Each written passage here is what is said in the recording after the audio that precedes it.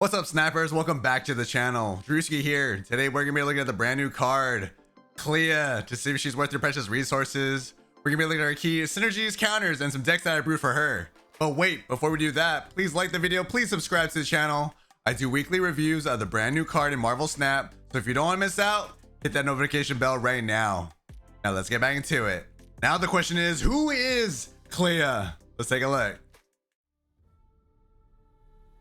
So Clea in Marvel Snap is a 1-cost 2-power card with the ability of when this permanently gains power, add Flames of the Faultine to your hand, if in hand or in play. Flames of the Faultine is a 1-cost 0-power card with the on-reveal ability of afflict an enemy card here with -3 power. And remember that Flames of the Faultine is a skill, so it banishes itself right after it's been used. So I believe Clea has massive potential in Marvel Snap, especially afflicting negative damage to your opponent. It is going to be a little bit tricky on how you generate power for her. Either generate power through your hand or through her on the board. There are some situations that might work better if you just generate power for her in your hand and then just play her at the later turns. But I would say overall, it's going to be definitely easier to generate power in your hand and then play her later. I also believe that -3 power is a lot of damage to your opponents, especially if they're not running Luke Cage. -3 is a massive damage point in Marvel Snap. Now let's break down the pros and cons of Clea and the Flames of Faultine. So the first pro that I want to talk about is that it's a very affordable cost for the character and skill. 1 cost is definitely very good in Marvel Snap. The cheaper the better, but of course be wary of Killmonger. Another great pro about her is that you can get a skill without playing the card. I think it's very interesting that you can generate the Flames of Faultine in your hand, just generate power on Clea. Technically, you can play Clea in the last turn, which I think is very interesting. And generating that power should be relatively okay with the cards in Marvel Snap. The last point that I want to bring up is that it allows flexibility of buffing through the hand or on the board, just like Sebastian Shaw. Sebastian Shaw does have the ability of getting powered up through the deck. Unfortunately, I believe that Clea doesn't have that same ability, but having that flexibility of being able to generate power for her in the hand or on the board is really cool.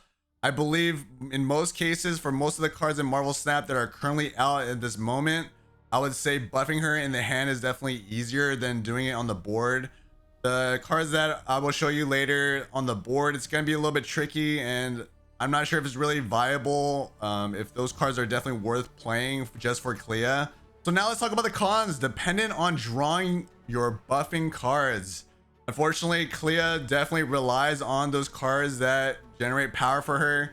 So again, you have to be careful of your RNG. If you are straight out luck on drawing those cards, then Clea is definitely a dud. Another con that I want to talk about is that it's not many reliable on-board buffing cards. There are cards like Ironheart, for example. 0 power for Ironheart is definitely pretty rough to just put in your deck. A lot of these cards that do power up cards on the board are a little bit RNG heavy, so I will show you some decks that might work.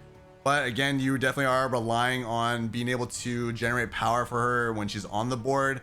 Just like I mentioned, definitely a lot easier to buff her in the hand. Is definitely a little bit more reliable than buffing on the board. And the last point that I want to bring up is that she has a tons of counters. Killmonger loves 1-cost cards, so Clea is definitely an easy counter there. And I will showcase the other counters that can counter her, but she has a lot of counters. Now let's take a look at the key synergies and counters for Clea. So the first synergy that I want to talk about is Gwenpool. Gwenpool, of course, powers cards in your hand. Of course, it's random, and you do have a chance of powering up Clea. Obviously, you cannot play Clea early, and if you want to get that power generated with Gwenpool, so definitely keep Clea in hand, and then you should be able to get that skill in your hand after you power her up with Gwenpool. Another great synergy is Marvel Boy. Of course, Marvel Boy loves 1-cost cards. Clea could be on the board, and then you could power up Clea with Marvel Boys. And then Nakia is another great synergy to power up Clea in your hand, especially when you know that Clea is in your hand. Then Nakia is definitely a more reliable option. Now let's talk about the counters. Killmonger, like I mentioned many times, is a great counter against Clea. Clea is a 1-cost card, so if you're very worried about Killmonger, you can protect your Clea with potentially like Kyera or armor, or the case may be. Definitely protect Clea if you can. Shadow King is another great counter against Clea, especially her skill that afflicts -3 damage. Shadow King will definitely reset that power, so be careful of Shadow King. Luke Cage is another great counter against Clea, especially her skill. Just like I mentioned, the negative damage will do nothing when they're running Luke Cage, so be careful of Luke Cage. Now let's take a look at the decks that I brewed. I think they're pretty fun and competitive. Let's take a look. So the first deck that we have is called Clea Power Pump. So this is my take on the powering up card type of list. You want to power up your cards in your hand, in your deck, or even on the board. Definitely tons of options to power up your cards. I believe Clea can work well in this list. You can power her up with the cards in your hand or in the deck or on the board. Of course, she won't get the skill if you power up through the deck, but if you power up in other ways, she should be able to get her skill. Agony is a great card in this list to power up any of the cards in this list, but your main target is definitely Clea. That's an easy skill you can get for Clea. Clea has great synergy in this list. She can synergize well with Galacta, Gwenpool, Agony. Those are some options that you can use to get her powered up and then get some skills out of her. Zabu is here for all of our 4 cost cards here. We have 4 of them, so Zabu has tremendous value in this list. Mr. Sinister is a great target if you need to power up this card with a lot of options like Nakia, Surge, Fastos, Galacta, Gwenpool. There's so many different options to power him up and his clone. Surge is definitely one of the best 2-cost cards in the game. Definitely use her to power up cards and discount them. Nakia, like I mentioned, is a great synergy with Clea. You could use Nakia to power up Clea or any of the cards on this list, and they will love that extra power.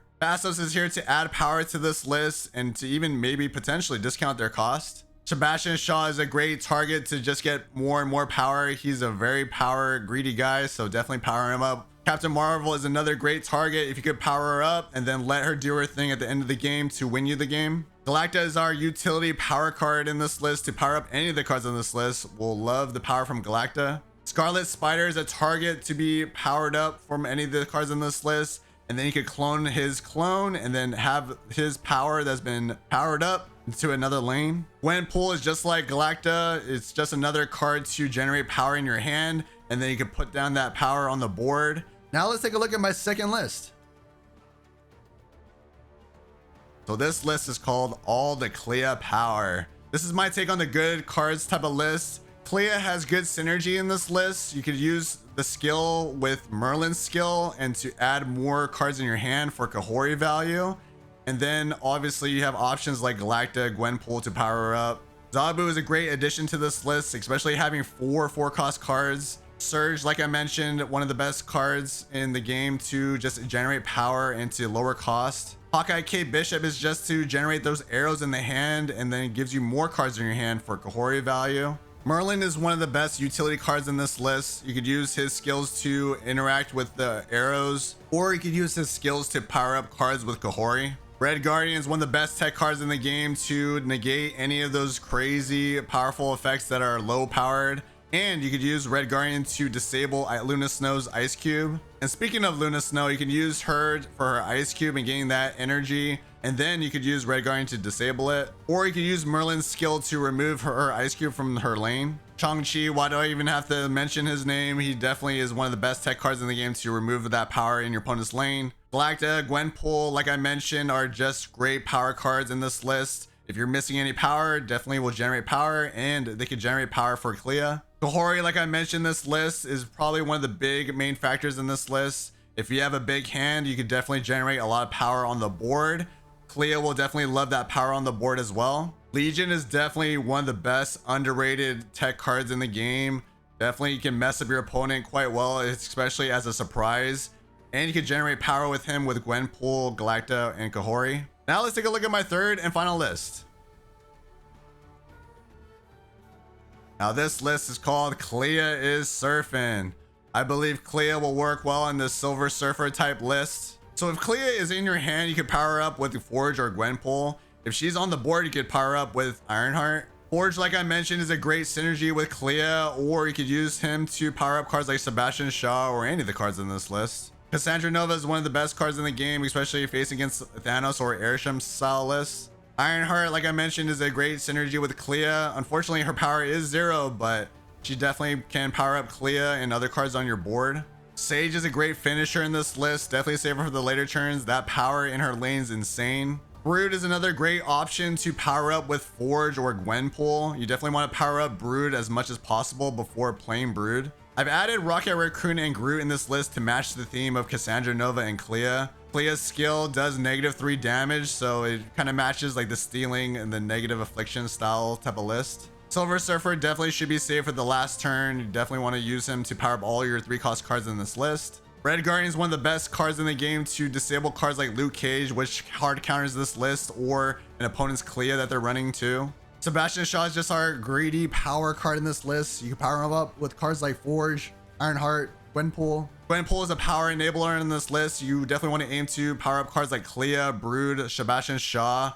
The other cards are definitely fine to power up too, but those are definitely your main targets. And then we have Sarah, of course, for turn 5. Discounting these 3-cost cards, being able to play more cards at the last turn is tremendous. Now let's take a look at the community predictions for Clea. So the community has said S tier 8%, A tier 25%, B tier 53%, and C tier 15%. So the community overall thinks that Clea is worth a B tier rating. Here's a community review from Undead Eggmeister. Thank you again for your response. They said, I'm conflicted with her because she looks so interesting and good, but I'm not sure what decks to stick her in. We need cards that buff her in hand or on the field to get buffs on top of that. The flames all cost 1 energy. I believe in this statement 100%. I believe that there are cards that are missing that will enable Clea. Hopefully more in the cards in the future can enable Clea more, but right now the ones that are on the board, or the ones that power up cards on the board, definitely are lacking. We definitely have cards like Gwenpool, Galacta that can power up after she's been played or right when she's played. We definitely have cards that can power her up when she's in the hand, but definitely are missing the ones that can power her up on the board. Thank you guys again for your response. Remember, if you want to be featured in the next video, make sure to follow my community posts about the brand new card in Marvel Snap. And thank you guys again for your valuable feedback. Now let's take a look at my star ratings for Clea. So for competitive, I gave her a 3.5 stars. I believe that she definitely has potential on being good. I'm just a little bit worried about the cards that are currently out in Marvel Snap, especially the ones that power up cards on the board. I noticed there are a lot that are lacking. Well, I would say that their stats are not that great, but overall, hopefully we get more in the future. But the cards that generate power in the hand, there definitely are plenty. I showed you guys some examples of ones that can work with her. For fun, I gave her a 4 stars. I believe getting those skills are going to be very fun. Afflicting negative damage, I think a lot of people enjoy doing that, especially with the Thanos meta with that negative affliction style list. So I think the archetype or that style of gameplay, a lot of people enjoy. So fun factor, 4 stars. Flexibility, 3 stars. You saw that decks that I brewed, they're pretty flexible in some manner. Definitely, it really depends on how much you want to utilize or how many times you want to proc Clea's effect, gain more and more skills. I guess in a sense, it's fine to get 1 skill, but if you really want to take advantage of her ability, you definitely need to surround her with the cards that generate power. So flexibility, 3 stars. Future changes, 2 stars. I believe that more than likely she'd be okay. She seems balanced in a way, other than the -3 power that her skill deals. If anything, if that skill gets out of control, maybe a nerf, but definitely I don't see this card being buffed. Now let's take a look at my final review of Clea. Is she worth a sniper skip? Let's take a look. So I'm going to be changing this area of the video. I'm sorry. Again, I have to change it because I feel like it should be relative depending on the resources that we have now in Marvel Snap. I believe it will give, you guys a better gauge of what you should do with your resources. So I'm going off of the resources that we have that you can purchase this card with, like a seasonal 5-pack, series 5-pack, and 6K tokens. I'm going to give a star rating based on how I believe that you should use the resources for this particular card. So hopefully that'll give you a better gauge on what you should do, if you should get this card or not, or wait. Hopefully this gives you a better guide. So for seasonal series 5-pack, 3 stars. I believe that, I'm not sure if Clea is a day 1 purchase, to be honest. Maybe she is, okay getting, if you really enjoy this type of archetype, then definitely pick her up. With the Collector's Series 5 pack, I would say 4 stars. Definitely a card that you could definitely have in your collection. I say she's definitely not a bad card, but I'm not sure if she's really in a rush, because right now in Marvel Snap, there are a lot of cards that are missing that make her a little bit better. So I would say it's definitely a card you can definitely pick up later. For 6K tokens, I gave her a 3 stars. I personally don't believe that she's worth 6K. I would say there's definitely other cards that are worth 6K that are worth having. Again, it really depends if you really enjoy this archetype. If you really just want her, you can definitely buy her with 6K tokens, but I would say she's definitely not a day one must have. With that all being said, I would say Clea is a skip, unfortunately. I like the ability, don't get me wrong. The ability is awesome, the skill is awesome. Doing a lot of negative affliction damage is cool in Marvel Snap. Unfortunately, I'm a little bit worried about the supporting cast that enables her. There's definitely missing cards that can power up on the board. I should say they should be better cards that are out in Marvel Snap, but there aren't out there yet. The cards that could generate power with her in the hand are good. The counters are a little bit worrying as well. There's Killmonger, like I mentioned. There's other cards like Luke Cage that completely negate this card. But if you do enjoy this archetype, definitely go pick her up. So what are your thoughts on Clea? Am I completely wrong? Did I miss any synergies? Did I miss any decks that she works well with? Let me know in the comments below. And if you found this video useful, give it a like. Please subscribe to the channel. I would love for you to be a part of this amazing community here on YouTube. And I'll see you guys in the next Sniper Skip. Happy snapping.